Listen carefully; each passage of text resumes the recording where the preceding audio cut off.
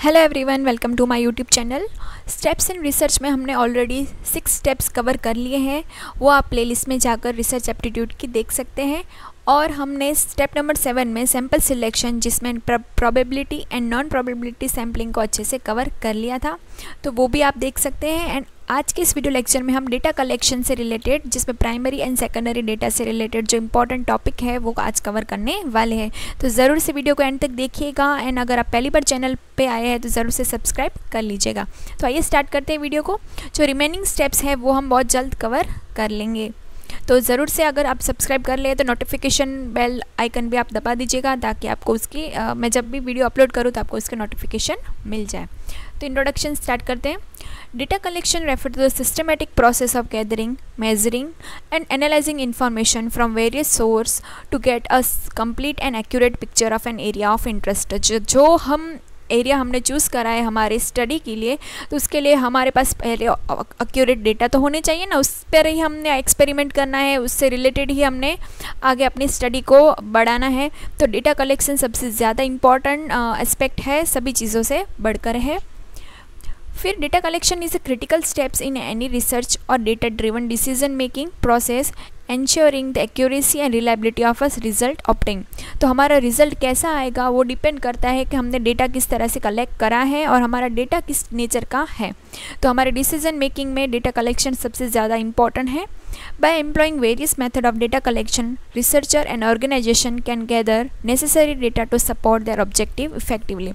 तो हमने जो ऑब्जेक्टिव हमारे फुलफ़िल करने हैं उसके लिए रिसर्चर है वो एक्यूरेट डेटा किस तरह से कलेक्ट कर सकता है, वही बात हमने आगे करनी है। तो व्हाट इज़ डेटा कलेक्शन? तो डेटा कलेक्शन से हम क्या समझते हैं? तो data collection is a process of collecting information from relevant sources to find a solution to given statistical inquiry. Collection of data is the first and foremost step in the statistical investigation. तो first step ही यही है। Without data हम किसी भी research को start नहीं कर पाएंगे। तो पहला स्टेप वही होगा कि हमने डेटा कलेक्ट करना होगा, और उसके लिए हमने रिलेवेंट सोर्स को इस्तेमाल करके डेटा कलेक्ट करना है। ऐसे ही रैंडमली हम डेटा को कलेक्ट नहीं कर पाएंगे। It is an essential step because it helps us make informed decision, spot trends and measure progress. तो डेटा कलेक्शन हमारे लिए बहुत इंपॉर्टेंट है कि उसके लिए ही हमने डिसीज़न लेना है कि हमने किस तरह से उस डेटा को कलेक्ट करना है, कौन सा ट्रेंड फॉलो करना है, और किस तरह से हम अपना और प्रोग्रेस कर पाएंगे उस डेटा कलेक्शन से रिलेटेड। उससे रिलेटेड बहुत इंपॉर्टेंट टॉपिक्स है, मतलब टर्म्स है डेटा कलेक्शन से रिलेटेड, वो हम देख लेते हैं कि वो बार बार यहाँ पे रिपीट होंगे। तो उससे रिलेटेड जो टर्म्स है वो हम देख लें। तो डेटा से हम क्या समझते हैं? तो टर्म है data. Data is a tool that help in investigator in understanding the problem by providing him with the information required. Data can be classified into two types, primary data and secondary data। तो data के क्या समझते हैं हम? एक proper एक tool है जिसकी मदद से हमने प्रॉब्लम को आइडेंटिफाई करके उसको सॉल्व करना है। तो डेटा 2 टाइप के हो सकते हैं, एक प्राइमरी डेटा एंड एक है सेकेंडरी डेटा, वो हम इन डिटेल आगे देखेंगे। फिर एक टर्म है इन्वेस्टिगेटर। तो इन्वेस्टिगेटर से हम क्या समझते हैं? An investigator is a person who conduct the statistical inquiry. तो वो बंदा कि जो स्टैटिस्टिकल इंक्वायरी कर रहा है अपने डेटा को कलेक्ट करने के दौरान, तो उसको हम बोलेंगे इन्वेस्टिगेटर। फिर है एन्यूमरेटर। तो एन्यूमरेटर कौन होगा? In order to collect information for statistical inquiry and investigator need the help of some people, this people are known as enumerator. तो एन्यूमरेटर से हम क्या समझते हैं? जो इन्वेस्टिगेटर है वो सभी जगह तो नहीं पहुंच पाएगा, तो वो किसी की हेल्प ले रहा है, ठीक है। तो वो जिसकी हेल्प ले रहा है वो हो जाएगा एन्यूमरेटर। फिर है respondent. A respondent is a person from whom the statistical information required for the inquiry is collected। तो रिस्पोंडेंट कौन होंगे? कि जिनसे क्वेश्चंस पूछे जा रहे हैं या तो जिस बंदे से इंफॉर्मेशन कलेक्ट करी जा रही है वो हो जाएंगे रिस्पोंडेंट, कि जो रिस्पॉन्ड कर रहे हैं। फिर है survey. It is a method of collecting information from individual. The basic purpose of the survey is to collect data to describe different characteristics such as usefulness, quality, price, kindness, etc. It involve asking questions about product or service from a large number of people। ठीक है। तो हमने भी बहुत बार सर्वे में part लिया है या फिर सर्वे करा है। किस तरह से? अगर कोई भी एक प्रोडक्ट है, ठीक है, क्या अगर आपको छोटा सा कोई सैंपल दे रहा है, अगर आपको बोल रहा है कि आप उसको इस्तेमाल करिए वो प्रोडक्ट भी हो सकती है या फिर सर्विस भी हो सकती है, ठीक है। तो वो आपको एक सैम्पल दे रहा है कि आप इसका इस्तेमाल करके हमें रेटिंग दीजिए कि इसको इस्तेमाल करने से, जैसे अगर कोई एग्जांपल ले कि जस्ट कि अगर चाय पत्ती है, ठीक है, तो वो 10 ग्राम की चाय पत्ती का जो पैकेट है, आप इसका एक बार इस्तेमाल करके देखिए आपको कैसा लग रहा है, ठीक है। उसकी चाय बनाकर देखिए, अगर आपको अच्छी लग रही है, उसका टेस्ट कैसा है, उसका स्मेल कैसी आ रही है, एक्सेट्रा एक्सेट्रा जो क्वेश्चंस आपको पूछेंगे वो हो जाएगा सर्वे। फिर इसमें this are the 2 different method of collecting data, primary data collection and secondary data collection. तो फर्स्ट देख लेते हैं प्राइमरी डेटा। तो नाम से पता चल रहा है कि क्या होगा इसमें। Primary data refers to information collected directly from first hand sources specifically for the particular research purpose. तो ये फर्स्ट हैंड सोर्सेज होगा जहाँ पे जो इन्वेस्टिगेटर है वो डायरेक्टली ही फर्स्ट टाइम डेटा कलेक्ट कर रहा है जिससे उसको इन्फॉर्मेशन चाहिए। This type of data is gathered through various methods including survey, interview, experiment, observation and focus group। तो ये इन डिटेल एक एक करके हम आगे देखेंगे। One of the main advantage of primary data is that it provide current, relevant and specific information tailored to the researcher's need। जो researcher को नीड है उससे रिलेटेड वो डायरेक्टली क्वेश्चन पूछ रहा है, तो इससे क्या होगा कि उसको एक्यूरेट इन्फॉर्मेशन मिल जाएगी, करंट इन्फॉर्मेशन मिल जाएगी एंड जो काम की चीज़ है वही उसको मिल रही है, ठीक है। बेफालतू की चीज़ उसको एक्स्ट्रा लोड ही नहीं आ रहा है। Offering N high level of accuracy and control over the data quality, और उसको हमेशा अश्योरेंस रहेगा कि जिस पर्पस के लिए डेटा कलेक्ट करा है वो 100% उसकी डेटा क्वालिटी उसके पास है। मेथड कौन कौन सी है प्राइमरी डेटा कलेक्शन में? तो फर्स्ट है इंटरव्यू। तो इंटरव्यू के थ्रू भी डेटा कलेक्ट करा जाता है प्राइमरी डेटा कलेक्शन में। तो collect data through the direct 1-on-1 conversation with the individual. The investigator ask question either directly from the source और फ्रॉम इट्स इनडायरेक्ट लिंक्स। तो इंटरव्यू किस तरह से कंडक्ट कर सकता है कि वो डायरेक्टली ही उन लोगों से पूछ ले जो भी उसको क्वेश्चंस पूछ रहे हैं, या फिर इनडायरेक्ट क्वेश्चंस उसको पूछ सकता है थ्रू मतलब उसको किसी और से वो क्वेश्चंस पूछवा ले इस तरह से। तो उसमें भी टाइप्स है कि डायरेक्ट पर्सनल इन्वेस्टिगेशन। तो इसमें क्या होगा, this method is direct personal investigation involve collecting data personally from the source of origin. In simple word the investigator make direct contact with the person from whom or she or he wants to obtain information। तो वो जिस बंदे से questions पूछना चाह रहा है उसे डायरेक्ट कांटेक्ट करके ही इन्वेस्टिगेटर क्वेश्चंस पूछ ले रहा है। Example, direct contact with the household woman to obtain information about their daily routine schedule. ठीक है, तो आप उनसे ही डायरेक्ट क्वेश्चन पूछ ले कि आपका डेली रूटीन किस तरह से है, आपको कब फ्री टाइम मिलता है, कब आप अपना मी टाइम इंजॉय कर रहे हैं। तो इस टाइप के कोई क्वेश्चंस उनको पूछ रहे हैं तो वो डायरेक्टली उन हाउस होल्ड वूमन से पूछ सकते हैं। फिर है indirect oral investigation. In the indirect oral investigation method, collecting primary data, the investigator does not make direct contact with the person from who she or he need information. Instead, they collect the data orally from some other person who has the necessary required information. For example, collecting data of employees from their superior or managers। तो हम यहाँ पे oral investigation कर रहे हैं, हम किसी और के थ्रू questions हमारे जो questions हैं हम किसी और को बोल रहे हैं कि आप मैं नहीं पूछ रहा हूँ, आप उनसे पूछ लीजिए, ठीक है। इनडायरेक्ट वे में वो क्वेश्चन पूछ रहा है उससे। फिर इसके एडवांटेजेस क्या है इंटरव्यू मेथड के? Provide real time natural data. Real time data आपको मिल जाएगा इंटरव्यू कंडक्ट करने से, आपको करंट इन्फॉर्मेशन मिल जाएगी, नेचुरल डेटा मिलेंगे, ठीक है, उसमें कुछ बायसनेस नहीं होगी। No reliance on self respondent information. तो वो डायरेक्टली ही पूछ रहा है तो उसको इतनी एक्यूरेसी तो रहेगी कि उसने जो डेटा कलेक्ट करा है वो 100% उसको भरोसा रहेगा कि हाँ वो राइट है। फिर डिसएडवांटेज क्या होगा? ऑब्जर्वर बायसनेस हो सकती है, limited to what can be seen may influence subjects behavior।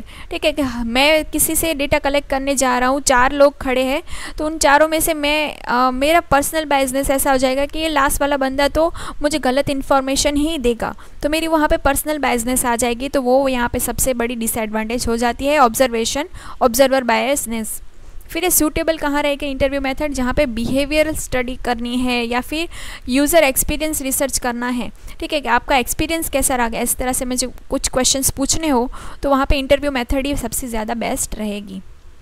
फिर है क्वेश्चनर मेथड, जहाँ पे collect data by asking people a set of questions either online on paper और फेस टू फेस। ठीक है, क्वेश्चनर हम किसी भी तरह से पूछ सकते हैं, या तो ऑनलाइन फॉर्म में जैसे कि आजकल गूगल फॉर्म में, या फिर ऑन पेपर। ऑन पेपर में क्या होगा कि मुझे वहाँ पे पर्सनली जाना पड़ेगा, एंड फेस टू फेस में भी मुझे वहाँ जाना पड़ेगा। तो यहाँ पे क्वेश्चनर के ये टाइप हो सकते हैं। In this method investigator prepare a questionnaire to collect information through questionnaire on schedules while keeping in mind the motive of the study.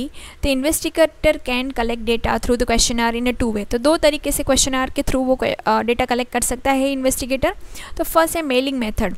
This method involve mailing the questionnaire to the information for the collection of the data. The investigator attach a letter with the questionnaire in the mail to define the purpose of the study or the research। ठीक है, जैसे कि हम आजकल जो Google form हम submit करवाते हैं, तो वहाँ पे पहले तो इंट्रोडक्शन पार्ट रहता है कि मैं किस यूनिवर्सिटी से मैं अपना PhD मेरा चालू है, मेरा मोटिव यही है, मेरा टाइटल ये है, इसके अंदर मैंने ये क्वेश्चंस ऐड करे, इसलिए मैं आपका इन्फॉर्मेशन आप प्लीज़ मुझे सबमिट करिएगा। इस तरह से जो पूरा एक पैराग्राफ रहता है, तो वही हमने करना होगा, ताकि जो रिस्पोंडेंट है वो हमें क्वेश्चनर भर के दे। नहीं तो ऐसे ही कौन हमें क्वेश्चनर भर के देगा। तो पहले इंट्रोडक्शन पार्ट हमें अच्छे से लिखना होगा।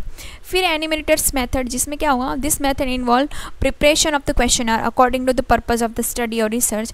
However in this case enumerator reach out to the information himself with the prepared question. अगर यहाँ पे क्या होगा कि अगर हमारा जो क्वेश्चनर है वो भरना वो लिमिटेड है, मतलब कि मुझे 100 ही भरने और मेरा एरिया भी लिमिटेड है, तो मैं वहाँ पे पर्सनली जाके भी मैं क्वेश्चंस भरवा सकता हूँ। अगर एरिया बहुत बड़ा है और मुझे वहाँ पे 500,000 क्वेश्चनर भरवाने हैं, तो वहाँ पे बहुत टाइम कंज्यूमिंग हो जाएगा। तो वहाँ पे मेलिंग मेथड सबसे ज़्यादा बेस्ट रहेगी। एडवांटेजेस क्या है, can rich a large audience quickly and cost effective. वही है ना, अभी बोला कि वो लार्ज ऑडियंस को कवर करना हो तो वह सबसे ज़्यादा बेस्ट रहेगी, और कॉस्ट इफेक्टिव भी है, क्योंकि हमने सिर्फ मेल ही करना है, हमने वहीं जाना भी नहीं है, और तो हमारा जो आने जाने का खर्चा है वो भी बच जाएगा। तो कॉस्ट इफेक्टिव भी है। डिसएडवांटेज क्या हो सकते हैं, रिस्पॉन्स मे बी बायस और अनएक्यूरेट, लो रिस्पॉन्स रेट। तो यहाँ पे सबसे ज़्यादा मेन यही हो जाता है कि लोग क्वेश्चनर भरते नहीं हैं, तो लो रिस्पॉन्स रेट सबसे ज़्यादा डिसएडवांटेज में आ जाएगा।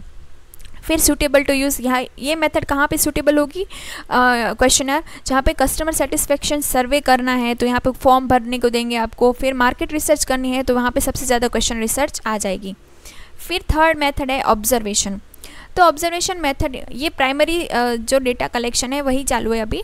ऑब्जर्वेशन में क्या होगा, तो observation method involve collecting data by watching and recording behaviour, events and condition as they naturally occur. ठीक है, जो हो रहा है उसको नेचुरली ही हमने ऑब्जर्व करना है, यहाँ पे कुछ एक्सपेरिमेंट करा नहीं जा रहा है, जो नेचुरल बिहेवियर है वही हम ऑब्जर्व कर रहे हैं। The observer systematically watch and note specific aspects of the subject's behavior or the event either covertly or overtly। ठीक है, तो वो डायरेक्ट या इनडायरेक्ट फॉर्म में वो ऑब्जर्व कर रहा है। जो सब्जेक्ट है उसका, जो इवेंट भी हो सकती है, कोई इंडिविजुअल पर्सन भी हो सकते हैं, या फिर कोई कंडीशन भी हो सकती है, उसको ऑब्जर्व कर रहा है। इस मेथड के एडवांटेज क्या है कि ये provide real time authentic data without reliance on the self respondent information. यहाँ पे कहीं भी बायसनेस नहीं आ रहा है, क्योंकि जो हो रहा है इवेंट उसको ही हमने नोट डाउन करना है। ठीक है, तो यहाँ पे proper real time and authentic data हमें मिल रहा है। फिर डिसएडवांटेज क्या हो जाएगा, observer bias can influence the result and presence of the observer might alter subjects behaviour. ठीक है, तो प्रेजेंस अगर हमारी है तो सब्जेक्ट अगर हमें पता होगा, ठीक है, एक को पता है कि उसको ऑब्जर्व करा जा रहा है, तो मे बी उसका बिहेवियर चेंज हो सकता है। अगर उसको पता ही नहीं है कि मुझे कोई ऑब्जर्व कर रहा है, तो उसका नेचर अलग हो सकता है। ठीक है, आप समझ रहे हैं कि किस तरह से अगर ए को पता होगा कि मुझे कोई ऑब्जर्व कर रहा है, तो वो किसी और तरीके से बिहेव करेगा, और अगर उसे ऐसा पता ही नहीं है कि मुझे कोई ऑब्जर्व कर रहा है, तो वो अलग तरीके से बिहेव करेगा। तो वहाँ पे presence of the observer might be alter the subjects behaviour, ये हो सकता है। फिर सूटेबल कहाँ पे होगी ये ऑब्जर्वेशन मेथड, जहाँ पे user interaction with the product is an natural setting, monitoring wild life behaviour और असेसिंग क्लासरूम डायनामिक्स। ठीक है, जहाँ पे हम क्लासरूम की अगर एग्जाम्पल लें, तो हमें पता होगा कि हम अगर देखें कि बच्चे क्लास में टीचर है तो किस तरह से बिहेव कर रहे हैं, और क्लास में टीचर नहीं है तो किस तरह से बिहेव कर रहे हैं, तो वो ऑब्जर्वेशन मेथड में आ जाएगी। फिर वाइल्ड लाइफ बिहेवियर भी देखने को मिलता है। फिर एक्सपेरिमेंट मेथड, जहाँ पे क्या होगा, the experimental method involve manipulating one or more variables to determine the effect on another variable. जहाँ पे within a controllable environment, तो वेरिएबल जो एनवायरनमेंट है उसको कंट्रोल करा जा रहा है, लेकिन जो वेरिएबल्स है उनको मेज़र करा जा रहा है। यहाँ पे रिसर्चर्स क्रिएट 2 ग्रुप, यहाँ पे 2 ग्रुप क्रिएट होंगे जो कंट्रोल नेचर के होंगे, एंड एक्सपेरिमेंट जिस पे एक कंट्रोल होगा वेरिएबल एंड एक होगा जिस पर एक्सपेरिमेंट करा जा रहा है। Apply the treatment or variable to the experimental group and compare the outcome between the group. ठीक है, तो यहाँ पे जो वेरिएबल को कंट्रोल करा गया है एंड जिस पे एक्सपेरिमेंट करा गया है उसको हम ऑब्जर्व करेंगे। ये कहाँ पे यूज़फुल होगा, जहाँ पे allow the establishment of the cause and effect relationship हमने फाइंड करना है, वहाँ पे एक्सपेरिमेंटल मेथड यूज़फुल रहेगी। ठीक है, कि हमने देखना है कि अगर कोई फार्मास्यूटिकल इंडस्ट्री है, उसने कोई न्यू मेडिसिन इंट्रोड्यूस करी है, तो वो देखेगा कि वो मेडिसिन खाने से किस पे क्या इफेक्ट आ रहा है, तो कॉज एंड इफेक्ट रिलेशनशिप वहाँ पे आ जाएगा। फिर डिसएडवांटेज का है क्या है, experiment can be artificial, limiting the ability to generalise finding to real world setting, and they can be resource intensive. तो हमें यहाँ पे सबसे ज़्यादा बहुत ज़्यादा रिसोर्सेज की रिक्वायरमेंट रहेगी। हमने एक्सपेरिमेंट करना है, लोगों को हमने बार बार ऑब्जर्व करना पड़ेगा, कॉज एंड इफेक्ट रिलेशनशिप को हमने पर डे के हिसाब से भी देखना पड़ सकता है, तो ये थोड़ा रिसोर्स इंटेंसिव हो जाएगा। सूटेबल कहाँ पे है, testing the efficiency of the new drug, इस assessing the impact of the new teaching method, या फिर evaluating the effort of marketing campaign. ठीक है, तो इन सब चीज़ों के लिए हमने एक्सपेरिमेंटल मेथड यूज़फुल है, जहाँ पे हम देखेंगे अगर कोई न्यू टीचिंग मेथड हमने इंट्रोड्यूस कर रहा है कोई न्यू टीचर, तो वो देखेगा कि बच्चों का एक्सपीरियंस पहले कैसा था and after new teaching method मैंने अप्लाई करी तो उससे बच्चों में क्या चेंज आया। तो इस तरह से भी एक्सपेरिमेंटल मेथड हम ऑब्जर्व कर सकते हैं। फिर है फोकस ग्रुप। तो फोकस ग्रुप में the focus group method involve gathering a small group of people to discuss a specific topic or a product, facilitated by the moderator.